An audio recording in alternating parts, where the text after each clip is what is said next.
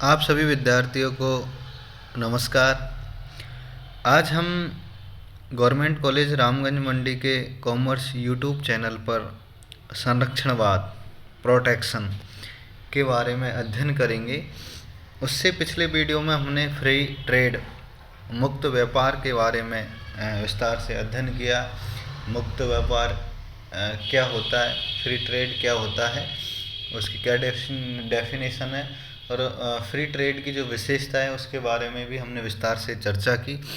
आज हम संरक्षणवाद प्रोटेक्शन क्या होता है और संरक्षणवाद के पक्ष में जो आर्थिक तत्व है उनकी भी हम इस वीडियो के अंतर्गत चर्चा करेंगे। तो हम सबसे पहले तो संरक्षणवाद क्या होता है, मीनिंग ऑफ प्रोटेक्शन, संरक्षण का अर्थ। सबसे पहले संरक्षण का अभिप्राय सरकार की उस नीति से है जिसके अंतर्गत घरेलू उद्योगों को या घरेलू उद्योगों की विदेशी प्रतिस्पर्धा से, फॉरेन कंपटीशन से रक्षा के लिए विदेशी व्यापार पर प्रतिबंध लगाए जाते हैं। संरक्षण का अभिप्राय क्या है? सरकार की उस नीति से है जिसके अंतर्गत घरेलू उद्योगों की विदेशी प्रतिस्पर्धा से रक्षा के लिए विदेशी व्यापार पर प्रतिबंध लगाए जाते हैं। और संरक्षण के अंतर्गत अंतर्राष्ट्रीय व्यापार की स्वाभाविक गति एवं स्वतंत्र संचालन पर कृत्रिम प्रतिबंध लगाकर बाधाएं उपस्थित की जाती है। क्या की जाती है? संरक्षण के अंतर्गत अंतर्राष्ट्रीय व्यापार की स्वाभाविक गति एवं स्वतंत्र संचालन पर कृत्रिम प्रतिबंध लगाकर बाधाएं उपस्थित की जाती है। ये प्रतिबंध आंशिक या पूर्ण हो सकते हैं। इनके उद्देश्य विदेशी, आर्थिक या राजनीतिक हो सकते हैं। सामान्यतः संरक्षण का उद्देश्य घरेलू उद्योगों की विदेशी प्रतिस्पर्धा से रक्षा करना होता है। सामान्य अर्थ क्या लगाया जाता है? सामान्य अर्थ यही लगाया जाता है कि संरक्षण का उद्देश्य घरेलू उद्योगों की विदेशी प्रतिस्पर्धा से रक्षा करना। और संरक्षण के सिद्धांत का सुझाव सर्वप्रथम सन 1791 में एक अमेरिकी अर्थशास्त्री अलेक्जेंडर हैमिल्टन ने देश के आर्थिक विकास हेतु रखा। उसके बाद एक और अर्थशास्त्री हुए थे, हेनरी केरे, ने भी संरक्षण नीति का समर्थन किया। उसके बाद अमेरिकी सरकार ने 19वीं शताब्दी में संरक्षण नीति को स्वीकार कर लिया। और जर्मनी में प्रसिद्ध राष्ट्रवादी अर्थशास्त्री होते फ्रेडरिक लिस्ट ने संरक्षण नीति का सर्वप्रथम सुझाव दिया। और बाद में इसकी पक्ष में विचारधाराएं प्रबल होती गई। उसके और प्रथम विश्व युद्ध के से पूर्व स्वतंत्र व्यापार का बोलबाला था। और प्रथम विश्व युद्ध के बाद विश्व के प्राय सभी राष्ट्र मुक्त फ्री ट्रेड को अंतिम तिलांजलि देकर संरक्षण की नीति के अनुयायी बन गए।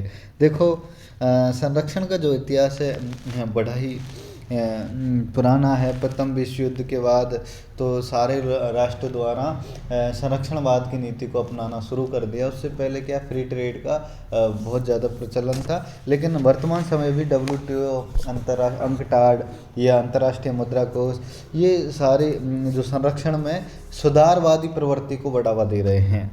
आगे देखो, अब संरक्षण की आवश्यकता क्यों है, या संरक्षण के पक्ष में तर्क या संरक्षण के लाभ। देखो, स्वतंत्र व्यापार के लिए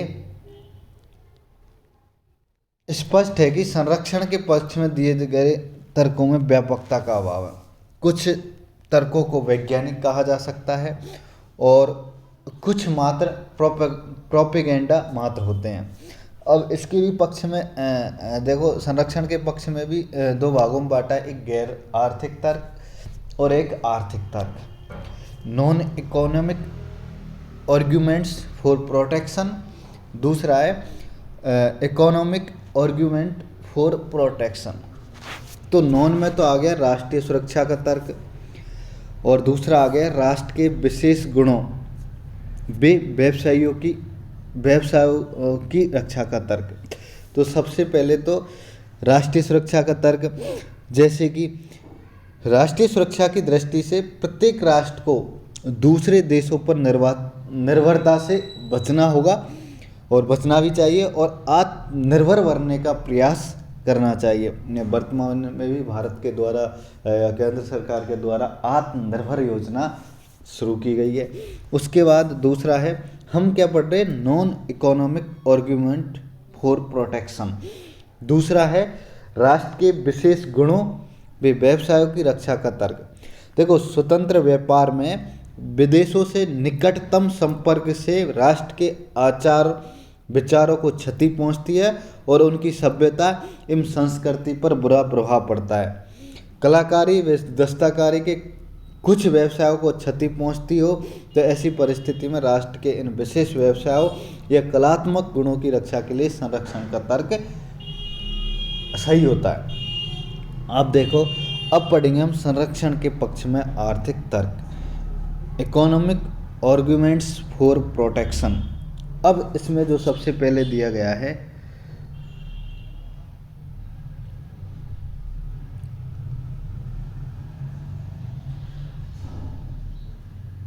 इसमें सबसे पहले दिया गया है, इसको काट दो, और इसमें दिया गया है सबसे पहले शिशु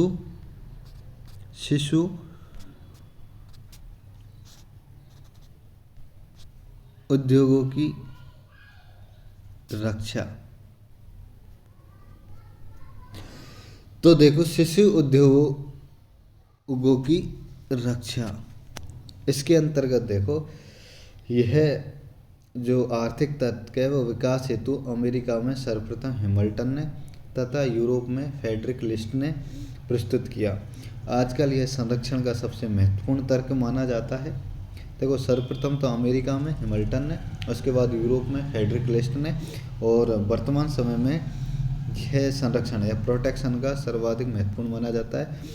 नवोदित उद्योग सुव्यवस्थित एवं सुस्थापित उद्योगों की प्रतिस्पर्धा में टिक नहीं पाते, अतः घरेलू शिशु उद्योगों को विदेशी विकसित उद्योगों से संरक्षण मिलना चाहिए। और शिशु उद्योग संरक्षण की सुंदर अभिव्यक्ति है कि शिशु का पालन करो, बालक की रक्षा करो और युवक को स्वतंत्र करो। Nurse the baby, protect the child and free the adult.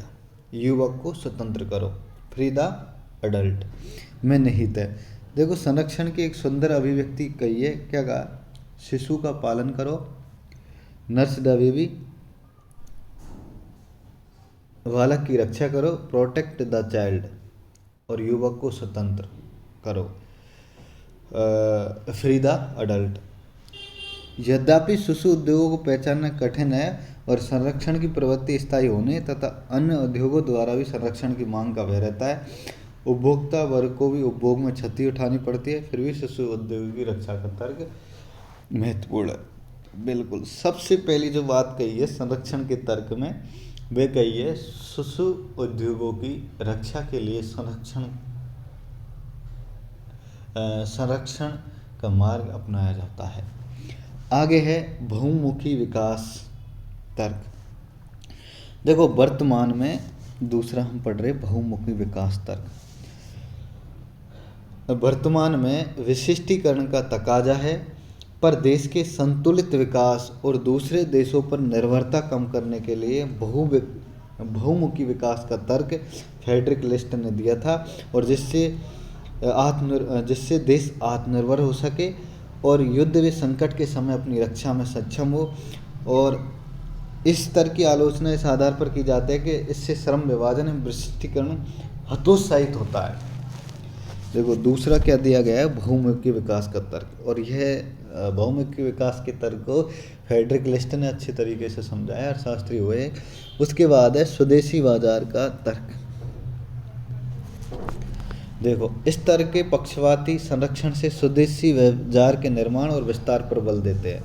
जब विदेशों के निर्मित माल के आयात पर प्रतिबंध लगाकर देश के आंतरिक बाजार से देशी उद्योगों के लिए सुरक्षित कर दिए जाते हैं, तो उद्योगों को उत्पादन बढ़ाने का अवसर मिलता है और अधिक लोगों को रोजगार मिलता है, और रोजगार से प्रभावपूर्ण मांग में वृद्धि होती है और अधिक उद्योग पनपते हैं। लेकिन प्रोफेसर किन्स ने इस तरह का खंडन किया है। देखो, स्वदेशी बाजार का तर्क, होम मार्केट आर्ग्यूमेंट्स। और दूसरा है आधार उद्योग तर्क।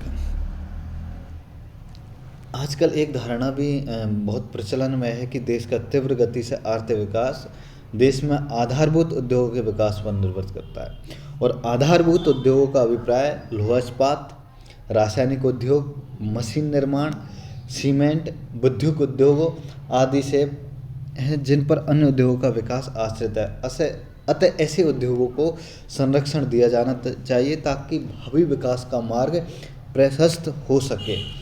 तो पहला दिया था जो तर्क था शिशु उद्योगों की रक्षा, दूसरा बहुमुखी विकास, तीसरा स्वदेशी बाजार का तर्क, चौथा आधार उद्योग का तर्क। और मैंने बता दिया कि आधारभूत उद्योग क्या होते हैं, वो होते हैं कि लोहा इस्पात, रासायनिक उद्योग, मशीन निर्माण, सीमेंट, विद्युत उद्योग जैसे जो उद्योग है वो होते हैं आधार उद्योग। और इन आधार उद्योग पर ही अन्य उद्योग या अन्य उद्योगों का विकास आश्रित होता है, इसलिए इनको आधार उद्योग कहा जाता है। और इनमें क्या है, एक देश के लिए संरक्षण का उपयोग करके देश के भावी विकास को प्रशस्त किया जा सकता है। आगे हैं रक्षा उद्योग, डिफेंस इंडस्ट्रीज आर्ग्यूमेंट्स। रक्षा उद्योग क्या है, देश के बाह्य आक्रमणों से सुरक्षा एवं आंतरिक शांति की दृष्टि से देश में रक्षा उद्योगों को हर कीमत पर संरक्षण देना आवश्यक है।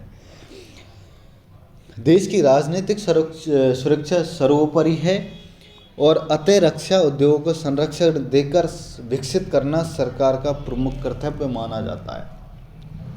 हमने पांचवा जो तर्क पढ़ा है वो है रक्षा उद्योग, डिफेंस इंडस्ट्रीज आर्ग्यूमेंट्स। अब ये तो हुआ, आगे हम पढ़ते हैं राष्ट्रीय प्राकृतिक साधनों का उपयोग तर्क, नेचुरल रिसोर्सेज यूटिलाइजेशन आर्ग्यूमेंट्स। क्या है, नेचुरल रिसोर्सेज यूटिलाइजेशन आर्ग्यूमेंट्स, राष्ट्रीय प्राकृतिक साधनों का उपयोग। इसके लिए भी संरक्षण के पक्ष में तर्क दिया जाता है, वो है मुक्त व्यापार, फ्री ट्रेड में देश के प्रचुर आर्थिक साधनों का उचित उपयोग नहीं हो पाता और यहाँ तक कि उनका अपव्यय होता है। देश के प्राकृतिक संपत्ति का उपयोग कच्चे माल के रूप में दूसरे विकसित देश करते हैं और राष्ट्रों को उन साधनों के उपयोग से वंचित रहना पड़ता है। और संरक्षण से प्राकृतिक साधनों का दुरुपयोग से बचा जा सकता है। जो प्राकृतिक साधनों का दुरुपयोग होता है ना, उससे बचा जा सकता है संरक्षण से। तो एक तो यह हो गया कि राष्ट्रीय प्राकृतिक साधनों का उपयोग। अगला है अधिक रोजगार तर्क, एम्प्लॉयमेंट आर्ग्यूमेंट्स। इस तर्क के आधार पर संरक्षण देने से देश में नए नए उद्योगों का विकास होता है और उनमें अधिक लोगों को रोजगार के अतिरिक्त अवसर मिलते हैं। ये कहा जाता है कि अगर एक देश के गहरूली सीमाओं के अंतर्गत उद्योगों को संरक्षण दिया जाता है तो उससे क्या है, वहाँ के लोगों को रोजगार अधिक से अधिक मिलेगा, तो इससे अतिरिक्त रोजगार के अवसरों का विकास होगा, या अतिरिक्त रोजगार के अवसर मिलेंगे। इससे बेरोजगारी की समस्या के निराकरण का लाभ प्राप्त होता है। और यह ध्यान देने योग्य है कि दूसरे देशों द्वारा भी संरक्षण अपनाए जाने पर बेकारी फैल सकती है। अब अगला जो तर्क है वो है, अधिक रोजगार का पढ़ लिया हमने। आगे हम पढ़ेंगे देश का पैसा देश में, कीप मनी एट होम। देश का पैसा देश में, keep money at home arguments. America के राष्ट्रपति हुए थे इब्राहिम लिंकन। उन्होंने एक तर्क दिया था कि दूसरे देशों से आयात करने पर देश का धन विदेशों में जाता है, और जबकि संरक्षण की नीति से देश का पैसा देश में ही रहेगा। यह दोषपूर्ण है क्योंकि विदेशी व्यापार से दूसरे राष्ट्रों से सस्ती वस्तुओं की प्राप्ति और अनेक वस्तुओं के उपयोग से मिलने वाली संतुष्टि का स्तर में अवहेलना की गई है। तो ये तो सही नहीं है कि देश का पैसा देश में, देखो सस्ती वस्तु अगर किसी दूसरे देश से मिल रही है तो उससे अच्छी क्वालिटी की, तो उस देश से खरीदने में किसी भी देश को कोई परहेज नहीं करना चाहिए। और अपने यहाँ की जो अपने यहाँ प्रचुर मात्रा में कोई वस्तु अगर उपलब्ध है तो उसका यहाँ से आयात करना, निर्यात करने में भी किसी देश को परहेज नहीं करनी चाहिए। निर्यात से क्या, दूसरे देशों के विदेशी मुद्राएं प्राप्त होती है और उससे देश का व्यापार संतुलन है वो बना रहता है। आगे है संरक्षित उद्योगों में उत्पादन वृद्धि, increase in production of protect industries arguments. देखो संरक्षित उद्योगों में उत्पादन वृद्धि का अवसर मिलता है, और जैसे जर्मनी ने द्वितीय विश्व युद्ध से पूर्व कृषि को संरक्षण दे सके और इससे क्या उत्पादन में अप्रत्याशित वृद्धि कर ली। संरक्षित उद्योगों में उत्पादन वृद्धि, तो इस प्रकार उत्पादन की एक शाखा में वृद्धि दूसरे शाखा में साधनों में कमी करती है। देखो ये कोई ज़्यादा महत्वपूर्ण शब्द नहीं था कि अगर संरक्षण अपनाया जाएगा तो उससे क्या उत्पादन में वृद्धि होगी, ये कोई। उसके बाद है व्यापार संतुलन तर्क, एक क्या दिया जाता है, व्यापार। उसके बाद है एक है राशि पतन, डंपिंग आर्ग्यूमेंट। कभी कभी विदेशी व्यापार किसी बाजार को हथियाने के लालच से उस पिछड़े बाजार में अपनी वस्तु को अपनी उत्पादन लागत से भी कम कीमत पर बेचने की नीति अपनाता है, तो उसे राशि पतन कहा जाता है। किसी बाजार को हथियाने के लालच से उस पिछड़े बाजार में अपनी वस्तु को अपनी उत्पादन लागत से कम कीमत पर बेचने की नीति अपनाता है। अगर कोई देश किसी दूसरे देश में अपनी जो देश में जो वस्तु उत्पादन की जाती है और उस उत्पादन लागत से भी कम कीमत पर दूसरे बाजार में उस वस्तु को बेचता है, तो उसे ही डंपिंग कहते हैं, राशि पतन कहते हैं। देश की सरकार विदेशी उत्पादकों या व्यापारियों की इस प्रवृत्ति को रोकने के लिए घरेलू उद्योगों को संरक्षण प्रदान करती है। इससे वे उद्योग राशि पतन के घातक प्रभाव से बच जाते हैं और राशि पतन करने वालों से प्रतिस्पर्धा कर सकते हैं। अब है एक और है इसका बिंदु, विलासिता या हानिप्रद वस्तुओं के आयात पर रोक। देखो विदेशी व्यापार की स्वतंत्रता से कभी कभी देशों में ऐसी वस्तुओं के आयात को प्रोत्साहन मिलता है जो कि हानिप्रद या विलासिता की वस्तुएं हैं। संरक्षण की नीति का अनुसरण कर रही ऐसी वस्तुओं के आयात को रोका या कम किया जा सकता है। इससे देश के लोगों पर पड़ने वाले दुष्प्रभाव से रक्षा होती है। अतः ऐसी परिस्थिति में संरक्षण का तर्क उपयुक्त होता है। जैसे कि भारत में ई सिगरेट जो एक विलासिता की वस्तु है उसका विदेशों से आयात होने लगा, तो भारत सरकार ने इस पर प्रतिबंध लगा दिया, क्योंकि ये देश के युवाओं पर या देश के जो काफ़ी बड़ी जनसंख्या है उस पर दुष्प्रभाव डालते थे, क्योंकि ई सिगरेट से, तो इस पर रोक लगा दी। तो देश अपने युवाओं के स्वास्थ्य से खिलवाड़ नहीं कर सकता, तो इसलिए भी संरक्षण आवश्यक है। आगे देखो आत्मनिर्भर का तर्क, आत्मनिर्भरता का तर्क। इसमें क्या कहा है, विदेशी आयातों की स्वतंत्रता के कारण देश में अर्थव्यवस्था का संतुलन विकास नहीं होता। देश केवल उन्हीं वस्तुओं का उत्पादन करता है जिनमें तुलनात्मक लागत की दृष्टि से अधिक कार्यकुशल एवं सक्षम है, और दूसरी वस्तुओं के उत्पादन को प्रोत्साहन नहीं मिलता। परिणाम स्वरूप देश में आत्मनिर्भर नहीं बन पाता। युद्ध व संकट के समय पराश्रितता का घातक रहती है। अतः आत्मनिर्भरता के लिए संरक्षण आवश्यक है। सरकारी आय के संबंध में रेवेन्यू आर्ग्यूमेंट्स ऐसे भी चल रहा है।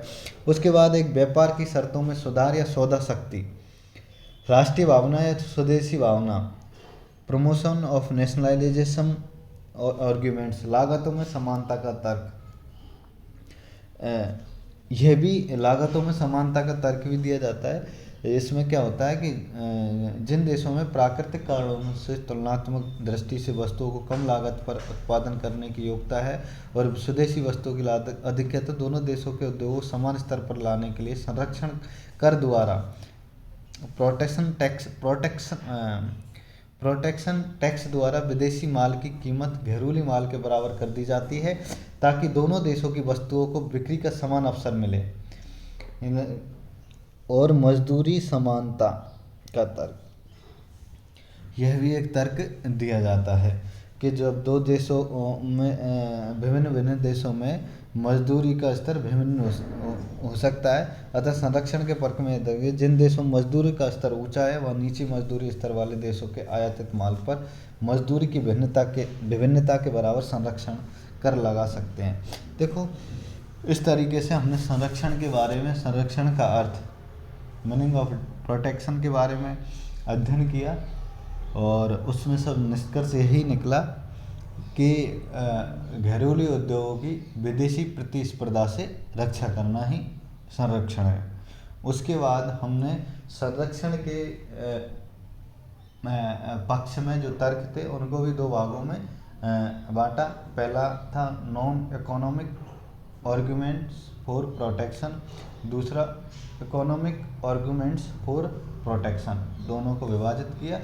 और इस प्रकार हमने इस संरक्षणवाद, प्रोटेक्शन के बारे में विस्तार से अध्ययन किया। और आज के लिए बस इतना ही। धन्यवाद।